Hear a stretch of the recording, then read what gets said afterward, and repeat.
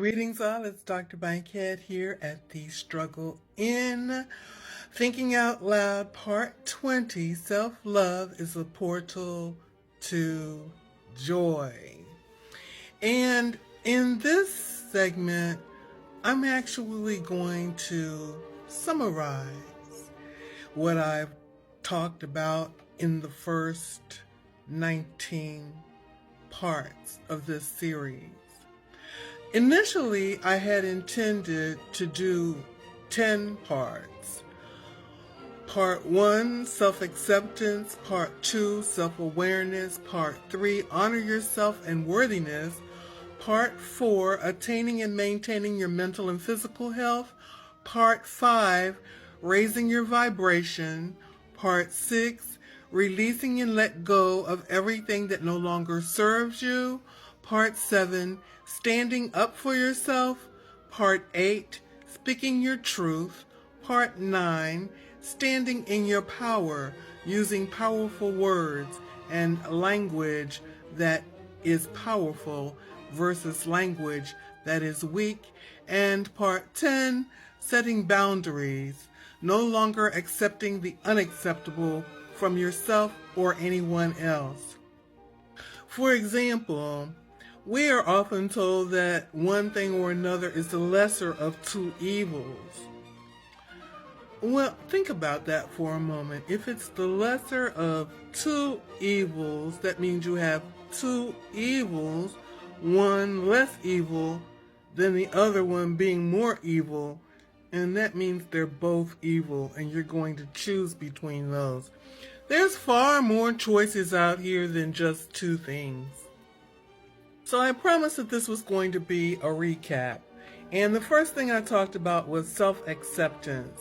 And I stated that look at the things that you find to be acceptable or unacceptable in other people, and how does that compare to your own behavior?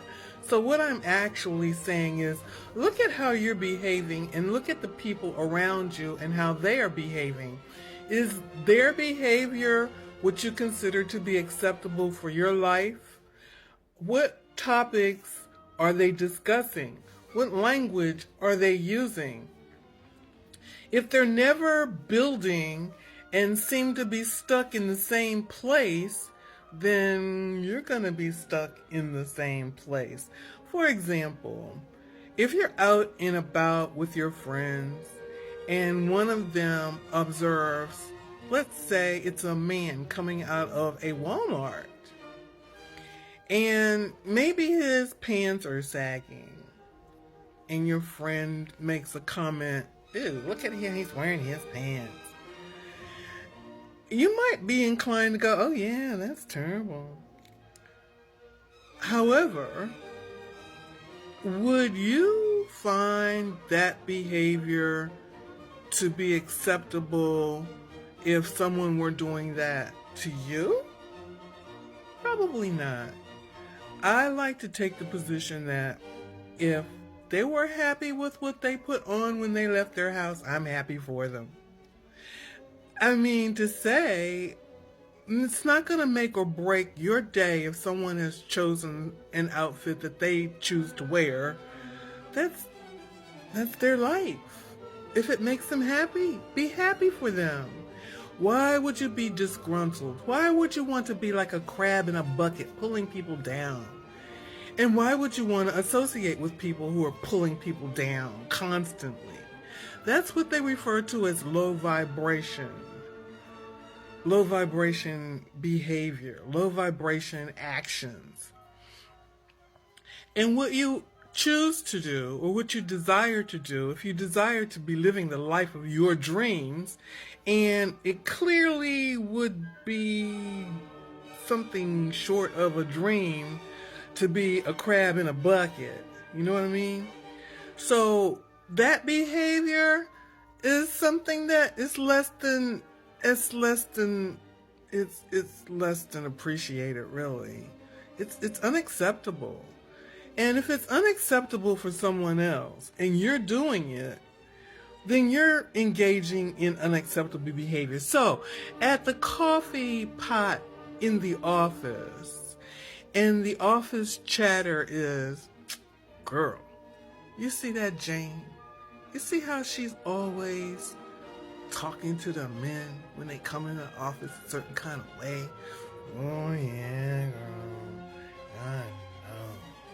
Why are you engaging in that behavior? That's low-level vibratory behavior.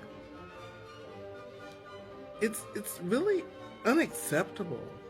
And if you're accepting that for yourself, dream better, dream bigger, think higher, be better.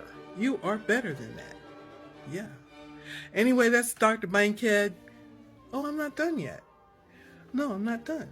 And then the next thing I talked about was self-awareness. And when I just gave you examples of something that wasn't acceptable to yourself. So if you're aware that you're doing things that you don't find acceptable, you need to let that go. Yeah, you need to pay attention to yourself, what you're doing, your actions. If they're acceptable to you, keep them. If they're not, dump them, let them go. And then we talked about worthiness. And we talked about you are worthy. You've made some accomplishments in your life. If it was no more than graduating from high school or learning to walk, learning to talk. I mean, ask anyone who's unfortunate to have had a stroke, and they'll tell you that learning to talk and learning to walk are not that easy. Of course, most of us, unless we had that experience in our adult years, won't remember what we went through as children, but it's not easy. It's work. So you've made some accomplishments, acknowledge what you've done. You might want to make a list. Lists are always great because there's something for you to look at and you can say, oh yeah, I did do that. Maybe you learned how to swim. I took swimming lessons. It's not something I prefer, honestly. But I took swimming lessons. I got my Red Cross my little card. All right. And then we talked about the energy body a little bit. We talked about self-care and caring for your physical body as well as your energy body. And then we talked about being responsible, accepting and acknowledging your responsibility for your actions, not justifying and rationalizing what you did. Instead, being authentic, being true to yourself, being honest with yourself. And if you're doing all of these things together, and you're consistent and you're focused, you will find that you're going to be full of joy because you're grateful, you're expressing gratitude, you're acknowledging who you are, you're true to yourself, you're standing in your power. And hey, what could be better than that? You're beginning to live the life of your dreams, and it can only get better. This is Dr. Bankhead at the Struggle in Thinking Out Loud. I hope that you enjoy my channel. Please like, subscribe, share, and comment, and I'll see you in the next video.